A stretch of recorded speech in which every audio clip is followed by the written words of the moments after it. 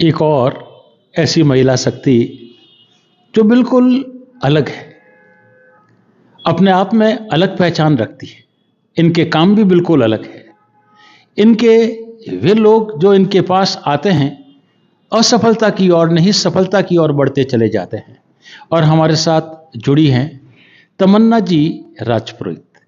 जी हाँ, जहाँ तमन्ना जी की बात करते हैं तो बिल्कुल एक ऐसी बातें हैं जहाँ आप खुद जान पाएंगे कि जब आप इनकी बातों को सुनेंगे। हमारा सबसे पहला सवाल आपसे यही रहेगा कि आज अंतर्राष्ट्रीय महिला दिवस की बात करते हैं, तो ऐसी अवसर पर आपका जो काम है वो लोगों से बिल्कुल अलग है, वो क्या है? मेरा एक कोचिंग इंस्टीट्यूट है विक्टोरियन इंग्लिश हब, जिसमें हम IELTS international English language testing preparation की हम तैयारी करवाते हैं। तो उसमें हम बच्चों को इस एग्ज़ाम की प्रिपरेशन करवाकर बाहर भेजते हैं, चाहे वो स्टडी पर जाना चाहे या चाहे वो काम के लिए जाना चाहे। तो कनाडा, ऑस्ट्रेलिया, इंग्लैंड, आपको कहीं भी जाना है तो ये आपका गेटवे है। अगर आप ये एग्ज़ाम पास करते हैं तो इस एग्ज़ाम को पास करने के बाद ही आप फॉरेन कंट्रीज़ को विज़िट कर सकते हैं, स्टडी पर्पज़ के लिए और इसके काम के लिए। हम अगला सवाल आपसे यही करेंगे कि जब यहाँ ऐसे बच्चे आते हैं जहाँ महिलाएं तो मेरे ख्याल से बहुत कम होती होगी, पुरुष ही ज़्यादा होते होंगे, क्या कहेंगे? बिल्कुल आपने सही कहा। जैसे इसका क्रेज़ पंजाब में ज़्यादा है, क्योंकि पंजाब में जो है एक कल्चर है कनाडा जाने का। सबको कनाडा जाने का एक रहता है कि भाई हाँ, 12th कर ली, अब +2 के बाद तो कनाडा ही जाना है। पर जब मैं जोधपुर आई तो मैं इसी विज़न के साथ आई थी, क्योंकि मैं पंजाब से हूँ, कि भई जाएँगे तो बहुत सारे बच्चे आएँगे। पर जब मैं यहाँ आई तो मैंने देखा कि भई सिर्फ़ लड़के ही आ रहे हैं और लड़कियाँ तो थी ही नहीं। 2018 से 19 पूरा 1 साल तक मेरे पास सिर्फ 2 लड़कियाँ थीं, जिसमें से एक राजपूत थी और एक जो है वो शर्मा थी। तो बाकी जब मैंने उनसे पूछने की कोशिश की कि भई लड़कियाँ क्यों नहीं आती? तो उन्होंने कहा मैम लड़कियाँ तो आप सोचो ही मत कि आएँगी। और 2018 से 2024 चल रहा है। Hardly 7, 8, 9 girls. इसके अलावा जो स्टूडेंट जिनको मैंने पढ़ाया है वो 300 से ज़्यादा हैं, पर हैं सारे लड़के ही। क्योंकि जोधपुर में ये बिल्कुल ही कल्चर नहीं है कि आप लड़कियों को बाहर भेजें, और स्पेशली 12th के बाद तो कोई भी नहीं आता। जो भी ये 9-10 लड़कियाँ आई हैं ना, मैक्सिमम ये सारी लड़कियाँ वही हैं जिन्होंने अपनी ग्रेजुएशन भी यहाँ कर ली है, पोस्ट ग्रेजुएशन भी कर ली है, और उसके बाद ये बाहर जाना चाहती है, मतलब 25, 26, 27 की एज के बाद। तो आपको डर नहीं लगता जब इतने सारे खतरनाक जो बच्चे कहते हैं यहाँ के, जो बाहर जाने की सोचते हैं? क्योंकि पंजाब में तो कल्चर बन गया, राजस्थान में तो इस तरह का नहीं है, कैसा लगता है? नहीं, टू बी फ्रैंक मैंने कभी भी ये फ़ील नहीं किया कि मेरे पास जो स्टूडेंट्स आ रहे हैं उनसे मुझे किसी भी तरह का डर है। क्योंकि जो जितने भी लड़के आते हैं ना, इंग्लिश मीडियम के जो लड़के हैं, वो यहाँ पर मतलब जोधपुर का कल्चर इतना बढ़िया है, इतना बढ़िया है। मुझे कभी लगा ही नहीं कि भाई 250 बच्चों को, सिर्फ लड़कों को मैं अकेली जो है 4 घंटे पढ़ा रही हूँ, क्योंकि एक आइल्स की क्लास जो होती है वो 4 से 5 घंटे चलती है। सुबह 8 बजे से लेकर और शाम तक उन लड़कों को पढ़ाना, जिसमें मस्ती भी करना, ठीक है, और थक जाते हैं तो मैम चाय भी पिला दो। तो 250 बच्चों को उन्हीं के फाइन से चाय पिलाना, मैं भी अपने पैसे नहीं खर्चती, और इसीलिए तो फिर कभी असहज महसूस नहीं हुआ। हमेशा ऐसे ही लगा कि वो अपनी बड़ी बहन मानकर या फिर कुछ जो है वो छोटी बहन मानकर पढ़ रहे हैं। तो बात पैसों की तो पैसे कमाना वैसे आसान नहीं होता। आपने पहली बार पैसे कब कमाए? आपने बिल्कुल सही कहा कि पैसे कमाना बिल्कुल भी आसान नहीं है, और मेरे लिए तो और भी नहीं था। मैंने पैसे बहुत मुश्किल से कमाए हैं। मुझे अभी भी याद है, मैं और मेरा भाई जब भी हमें कभी पैसों की ज़रूरत होती थी और हम अपने फादर को बोलते थे कि भाई पैसे चाहिए, क्योंकि मदर तो हमेशा ये बोलती थी कि पापा से पूछो, और पैसे होते हालांकि मदर के पास ही थे, पर हमेशा ये बोलती थी कि अपने पापा से पूछो। और पापा से जब भी पैसे मांगते थे उनका एक ही चीज़ होती थी, गाड़ी साफ़ कर दो और पैसे ले लो, स्कूटी साफ़ कर दो पैसे ले लो, गार्डनिंग कर दो और पैसे ले लो। उन्होंने कभी भी हमें मांगते ही पैसे दिए ही नहीं कि भाई आज पैसे चाहिए, हाँ बच्चा ले जाओ, नहीं। उन्होंने कहा तुम्हें पैसे देने नहीं हैं, तुम्हें पैसे कमाने हैं।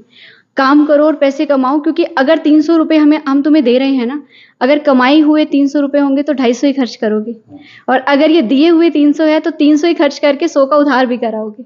ये उनकी सोच थी।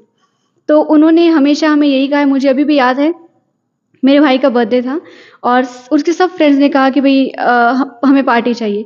मेरे फादर ने उससे कहा कि भाई पास वाला प्लॉट है जो हमारा था भी नहीं, इसको साफ़ कर दो और पार्टी के लिए पैसे ले जाओ। सिर्फ 900 रुपये उसको दिए थे। 2014 की बात है ये।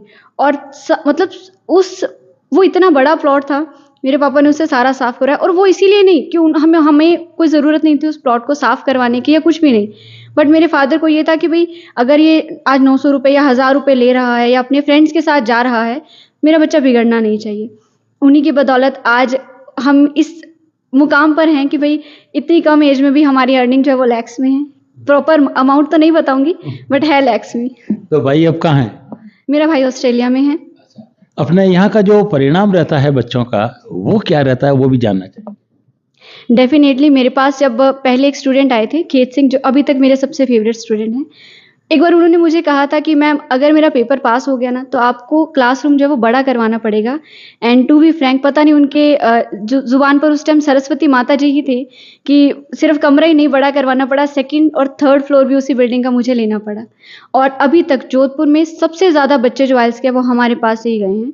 और इतने कम टाइम में जो कोचिंग सेंटर 9-10 साल से चल रहे हैं, और हमारे कोचिंग सेंटर को अगर मैं कोविड के बाद से काउंट करूँ तो 2021 से हमने स्टार्ट किया, 2021 से 24 अभी तक हमारे पास से मैक्स 300 प्लस स्टूडेंट ने एग्जाम पास किया है और 96 स्टूडेंट यूके चले गए हैं। क्या बात है, बहुत अच्छी बात कही आपने। हम केवल एक और आखिरी संदेश आपसे चाहेंगे कि महिला शक्ति को आज इस अवसर पर आप क्या संदेश देंगे? मैं महिला शक्ति को यही संदेश देना चाहूँगी कि आप प्लीज़ खुद को कभी भी कमज़ोर ना समझें। मेरी एज जो है वो 27 है, और इस एज में मैंने पुलिस स्टेशन के चक्कर भी काट लिए हैं, जहाँ से विदिन 5 to 10 मिनट्स मुझे ये पता चल गया, और जिन लोगों की वजह से मैं गई थी शायद उनको ये पता चल गया कि भाई इसको जो है like she is hard nut to crack, इसको हरा पाना हमारे बस की बात नहीं है। और अगर मैं मारवाड़ी में कहूँ तो जैसे स्टूडेंट्स ने मुझे ये बात सिखाई है कि मैम आपको जो है पुलिस स्टेशन तक ले जाने वालों के तो डेरे उठ गए हैं, और ये बात सही प्रूव भी हो गई है। तो आप कभी भी ये ना समझें कि भाई मैं ये काम नहीं कर पाऊँगी। चाहे किचन का काम है, चाहे घर का काम है, और चाहे आपके ऑफिस का काम है, कोई भी काम ऐसा नहीं है जो आप नहीं कर सकते। बहुत बहुत धन्यवाद। बिल्कुल, जहाँ नारी शक्ति के रूप में जानी जाती है और हर काम को कर सकती है, बिल्कुल ऐसी ही बात कि जहाँ कमाने की बात हो और मेहनत शुरू से की हुई हो तो कभी वो पीछे नहीं रह सकता। तमन्ना जी, हम ये जानना चाहेंगे कि जब आपने अपने पापा जी की बात की, भाई की बात की, मम्मी की बात की, अपनी खुद की बात की, अपने स्टूडेंट की बात की, पैसे कैसे कमाते हैं ये भी आपने बता दिया, लेकिन हम ये जानना चाहेंगे क्योंकि एक नारी की शक्ति जो होती है वो होती है उसके पतिदेव। आपके पति के बारे में भी हम थोड़ा सा जानना चाहेंगे। Sir, he is the bestest gift I have ever received from my parents. और मैं सच में कहना चाहूँगी कि ये जैसे बोलते हैं ना अर्धांगिनी, ये शब्द मुझे सच में तब समझ आया जब उन्होंने मुझे वैसा ही ट्रीट किया।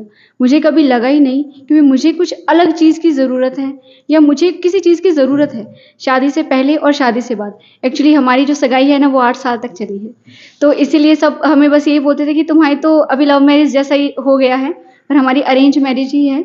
और उन्होंने हमेशा मुझे अपनी अर्धांगिनी समझा है और मुझे वैसा ट्रीट करवाया है, वैसा फील करवाया है। बहुत चीज़ें होती थी जो मैं उनको नहीं भी कहती थी ना, पर वो फिर भी समझ जाती थी। उनको हर एक चीज़ जो है इसको कब क्या कैसे चाहिए, वो सारी चीज़ें उनको मेरे बिना कहे ही समझ आती है। तो मैं यही कहना चाहूँगी कि जो चीज़ें मेरे फादर की तरफ से लैकिंग थी ना, तो वो उन्होंने मुझे सारी की सारी चीज़ें प्रोवाइड करवाई है, और सारे सपने मेरे उन्होंने जो है अभी के पूरे किए हैं। और मुझे बिगाड़ने में शायद मेरे पेरेंट्स का हाथ नहीं था, पर इनका, मेरे हस्बैंड का हाथ ज़रूर है मुझे बिगाड़ने में। बहुत बहुत धन्यवाद। बिल्कुल जिस तरीके की बात आपने कही, निश्चित है कि बिना पति के पत्नी और बिना पत्नी के पति अधूरे हैं, और वे जब एक साथ होते हैं, एक सोच होती है, एक विकास की बात होती है। बिल्कुल ऐसी ही विकास की बात तमन्ना जी ने अपनी बातों के साथ हम तक पहुंचाई। बहुत बहुत धन्यवाद आपका। अंतर्राष्ट्रीय महिला दिवस पर हम बहुत सी मुलाकात कर चुके हैं। अब चलते हैं एडवोकेट दीप्ति जी गोयल, जहां आप व्यवसाय जगत से भी संबंध रखती है, मोटिवेशनल स्पीकर के रूप में भी अपनी पहचान रखती हैं। क्या कहती हैं आज इस महिला दिवस पर? तो सबसे पहले तो हम यही जानना चाहेंगे कि बिल्कुल आपने एक ऐसा भगवा रंग जो संतों की तरह होता है और महिला किसी संत से कम नहीं होती, क्या कहेंगी? सर, दिल से आभार, आपने नारी शक्ति को इतना सम्मान दिया। और मैं ये बोलना चाहूँगी कि नारी तू अबला नहीं, अपनी शक्ति पहचान, इस शक्ति को पहचान के ही होगा तेरा उत्थान। और जहाँ तक इस पवित्र भगवा रंग की बात है, तो चाहे हम सनातन की बात करें, चाहे हम आध्यात्म की बात करें, आज इस शुभ अवसर पे मैं मेरी तमाम बहनों को, बेटियों को एक ही संदेश देना चाहूँगी कि ईश्वर ने हमें एक बहुत सुंदर गिफ्ट दिया है, जिसे हम इंट्यूटिव पावर के नाम से जानते हैं। और जब हमें गुड टच और बैड टच के बारे में भी नहीं पता होता है, तब भी एक स्पर्श से हमें ये कुछ आभास होता है कि ये स्पर्श गलत था। इसी तरह से महिलाएं इस बात से रिलेट कर पाएंगी कि जब हम बस स्टैंड पे होते हैं या रेलवे स्टेशन पे कहीं बैठे होते हैं और अचानक हमें ऐसा लगता है कि जैसे कोई हमें घूर रहा है, और जब हम पीछे मुड़ के देखते हैं तो वाकई उस समय कोई हमें घूर रहा होता है। यही है इंट्यूटिव पावर।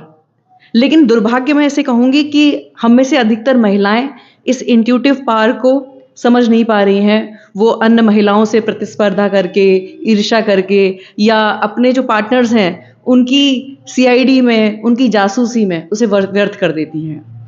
अगर इस इंट्यूटिव पावर को हमने समझ लिया और अपनी आध्यात्मिक उन्नति में इसको प्रयोग किया, तो हम इस पावर के साथ जुड़कर मानव कल्याण को सर्व कर पाएंगे, और सही मायने में जो हमें ये सुंदर जीवन मिला है उसका हमें एक आधार मिल पाएगा।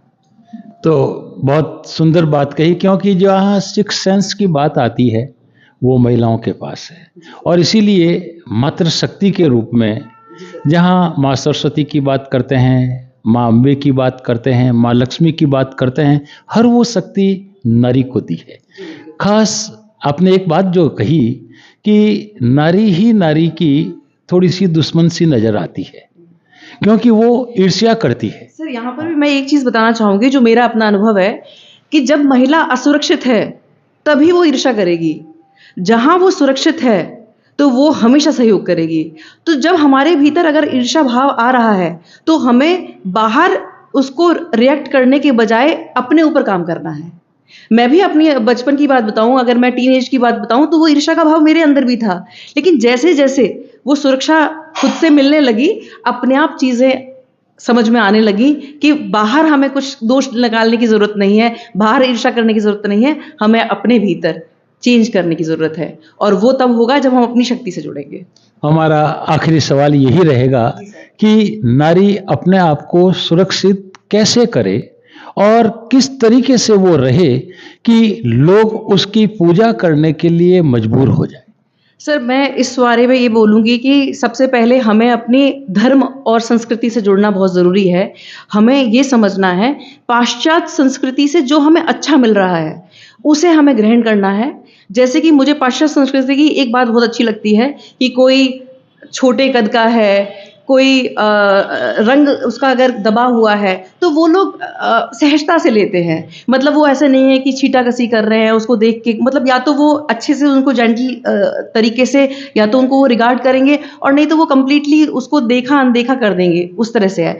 लेकिन जब बात पहनावे ओढ़ावे पे होती है तो मैं ये मानती हूँ कि हमारा पहनना ओढ़ना बहुत कुछ ये तय करता है कि सामने वाला हमें किस भाव में देखेगा।